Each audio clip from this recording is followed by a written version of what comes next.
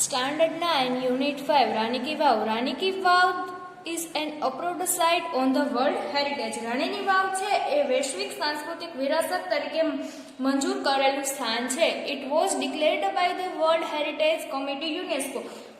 યુનેસ્કોની વૈશ્વિક સંસ્કૃતિ સમિતિ દ્વારા તે જાહેર કરવામાં આવ્યું છે. UNESCO has recognized his masterpiece and exceptional example of water management system. UNESCO દ્વારા એ કલા કારીગરીને ઉત્કૃષ્ટ સ્થાપત્ય અને જળ સંચાલન પદ્ધતિનું એક સાધારણ નમૂનો તરીકે માન્ય કરવામાં આવેલું છે. It is a wonderful sample of technological development of utilization groundwater sources in a single structure. એક જ સ્થાપત્યમાં સંગ્રહ કરેલો પાણીનો ઉપયોગ માટે તંત્રજ્ઞાનના વિકાસનો આ અદ્ભુત નમૂનો છે. It is also unique illustration of breaking large spaces and a smaller volume was artistic presentation. એક વિશાળ વિસ્તારના નાના નાના ભાગોમાં વિભાજન કરીને કલાત્મક રીતે રજૂ કરવાનું પણ એક અનન્ય ઉદાહરણ છે. Rani ki Vav has a great appeal of the every observer. દરેક જોનાર માટે રાણીની વાવ છે એ એક ખૂબ જ આકર્ષક રીતે સ્થાન મળેલું છે. Queen Udayamati the widow of king Bhimdev and constructed by This vow between 1022 and 1063. આ વાવ રાજા ભીમદેવ એકની પત્ની રાણી ઉદયમતીએ 1022 અને 1063 એડી દરમિયાન બંધાવવામાં આવી હતી. Rani ki Vav has become one of the most popular place to visit in Gujarat. રાણીની વાવ છે એ ગુજરાતમાં જોવાલાયક સ્થળો તરીકે ખૂબ જ લોકપ્રિય બની છે. King Bhimdev belonged to the Solanki dynasty and Anilwad Patan. After the death, Udaymati took up the project of solving the problem of water scarcity faced by the people of Patan. રાજા ભીમદેવ છે અણહિલવાડના સોલંકી રાજવંશ હતા. તેમના મૃત્યુ બાદ પાટણની પ્રજા માટે પાણીની ખૂબ જ અછત થવા લાગી. ત્યારબાદ રાણી ઉદયમતીએ આ યોજના હાથ ધરી. Unfortunately, the queen also died before the completion of the structure. કમનસીબે સ્થાપત્યની સમાપ્તિ પહેલા જ છે રાણી ઉદયમતી છે એમનું અવસાન થયું. In the world, architecture has beautiful idea received the image. દુનિયામાં તે કલ્પનાની ખૂબ જ પ્રશંસા કરવામાં. Hello guys, Standard 9, Unit 5, Rani Ki Vav. Let's start from here. Queen's Chapel or Rani Ki Vav is 7-storied structure. રાણીની વાવ છે એ 7 માળનું સ્થાપત્ય છે. This east facing stepwell is 64 meters long. અને જે પૂર્વાભિમુખ વાવ છે એ 64 મીટર લાંબી, 20 meters wide એટલે કે 20 મીટર પહોળી and 27 meter steep અને 27 મીટર ઊંડી છે. Each sculpture, passage, pillar and pavilion in this magnificent structure as enchanting carvings. આ ભવ્ય સ્થાપત્ય તરીકે શિલ્પકૃતિ, માર્ગ, સ્તંભ અને મંડપ પર મંત્રમુગ્ધ કરી દે તેવી કોતરણી છે. On its side walls there are around 800 sculptures. તેની દિવાલો પર લગભગ 800 જેટલી શિલ્પકૃતિઓ છે. There are nearly 40 big sculpture different god and goddesses in this vow present. આજે આ વાવમાં વિવિધ દેવી અને દેવતાઓના આશરે 400 જેટલા શિલ્પકૃતિઓ કરેલી છે. The number would have been many more in the past in the original structures. ભૂતકાળમાં મૂળ સ્થાપત્યમાં આ સંખ્યા ઘણી વધારે હોઈ શકે છે. Each story on the narrow corridor on the visitor appreciate beauty and sculptures and engraving of the walls. અને આજે વાવ છે એ દરેક માળ પર શિલ્પકૃતિઓ દિવાલો પર કરેલું કોતરણી કામ સૌંદર્ય માણવા માટે મુલાકાતીઓ માટે એક સાંકડી પડસાળ છે.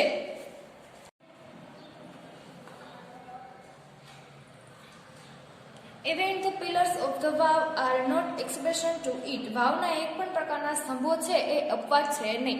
They display splendid artistic marvel on the stone. તે પથ્થર પર ભવ્ય કલાત્મક શ્રેષ્ઠતા દર્શાવે છે. In fact, the vow slowly dedicated to the Vishnu. ખાસ કરીને આ જે વાવ છે એ વિષ્ણુ ભગવાનને અર્પણ કરવામાં આવે છે.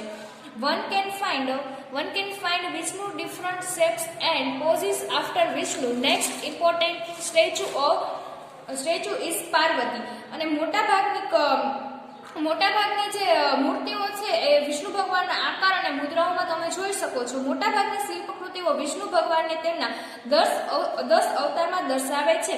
અને વિષ્ણુ બાદ જે મહત્વની બીજી મૂર્તિઓ જે દર્શાવવામાં આવેલી છે એ છે પાર્વતીજીની. Nearly 50 galleries have two sculptures of Parvati. અને 15 જેટલી પરસાળ એટલે કે ગેલેરીમાં જે પાર્વતીજીની શિલ્પકૃતિઓ છે. Statue of goddess is Gauri together at the same place rarely found anywhere. અને ગૌરી માતાની 12 જેટલી મૂર્તિઓ એક સાથે તમને ભાગ્યે જ જોવા મળે છે. The sun temple of Modhera has it. અને જે મોઢેરામાં આવેલું સૂર્ય મંદિર છે એમાં પણ આ મૂર્તિઓ જોવા મળે છે. This vav has also all the 12 statue of Gauri namely Uma, Parvati, Gauri, Lalita, Shreya, Krishna, Maheshwari, Rambha, Savitri and Trishna. આ વાવમાં ગૌરીની બધી જ 12 મૂર્તિઓ છે, જેમાં ઉમા, પાર્વતી, ગૌરી, લલિતા, શ્રેયા, કૃષ્ણા, મહેશ્વરી, રંભા, સાવિત્રી અને ત્રિશંકા તોતલ અને ત્રિપુરા જેવી મૂર્તિઓ આવેલી છે. Beside there are many statue of god and goddesses such a Ganesh, અગ્નિ, વાયુ, સૂર્યા, ભૈરવ, ચામુંડા, બ્રહ્મા, ઇન્દ્રાની અને વૈષ્ણવી, વેરાહી, મહાકાલ, લક્ષ્મી અને કુબેર જેવી મૂર્તિઓ આવેલી છે. એટલે કે તેમાં આ ઉપરાંત ગણેશ, અગ્નિ, વાયુ, સૂર્ય, ભૈરવ, ચામુંડા, બ્રહ્મા, ઇન્દ્રાણી, વૈષ્ણવી, વિરાહી, મહાલક્ષ્મી, કુબેર વગેરે દેવ અને દેવીઓની અનેક મૂર્તિઓ આવેલી છે. There are also some of the rare sculptures of God. દેવોની કેટલીક વિરલ શિલ્પકૃતિઓ પણ અહીં છે.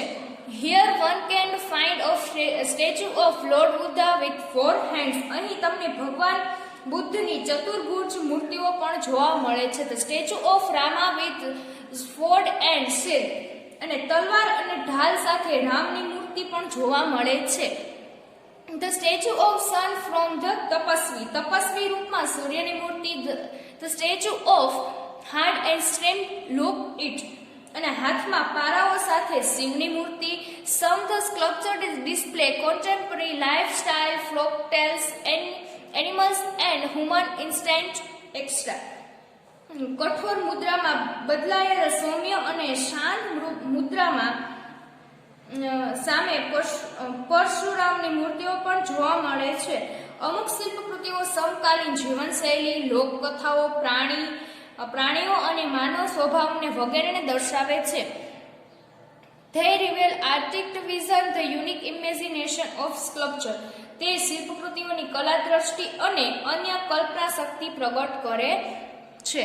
There are nearly 30 statues of અપ્સરા. ત્યાં 300 જેટલી મૂર્તિઓ અપ્સરાની પણ જોવા મળે છે. The sculpture present vast range of emotion and feeling on the face of the અપ્સરા. અને શિલ્પીઓએ અપ્સરાના મોં પરના હાવભાવ જેમ કે મનોભાવ, સંવેદના એટલે કે ફિલિંગ્સ વગેરે દર્શાવેલી છે. The sculpture present they display variety of the different moods and situation. અને તેના અલગ અલગ રીતે એની પરિસ્થિતિઓ અને મિજાજો પણ દર્શાવેલા છે. Most of them present Vishnu his 10 different અવતાર. અને વિષ્ણુ ભગવાન છે એના અલગ અલગ 10 અવતારો છે એ રજૂ કરે છે. The most attractive sculpture are of the Vara, Vaman, Narsi, Ram, Kalki and Mahishasur Mardini અને આ જે છે વરા, વામન, નરસિંહ, રામ, કલ્કી અને મહિષાસુર મર્દિની શિલ્પકૃતિઓ સૌથી આકર્ષક છે. The Apsara with 60 different makeup style add to the grace of the unmatched structure. અને જે છે જે અપ્સરાઓ છે એના મનોભાવ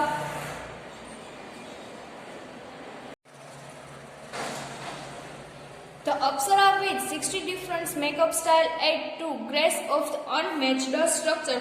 16 વિવિધ શૃંગાર શૈલી એટલે કે મેકઅપ સાથેની અપ્સરાઓ વિરલ સ્થાપત્યના આકર્ષક અને મોહકતામાં ઉમેરો કરે છે. The stepwell also focused on holiness of the water and the great significance of the Indian culture. અને જે આ વાવ છે એ પાણીની પવિત્રતા અને ભારતીય સંસ્કૃતિ તેના મહત્વ પર ધ્યાન કેન્દ્રિત કરે છે. The wow is most developed, elaborate and ornaments example of self-made architecture.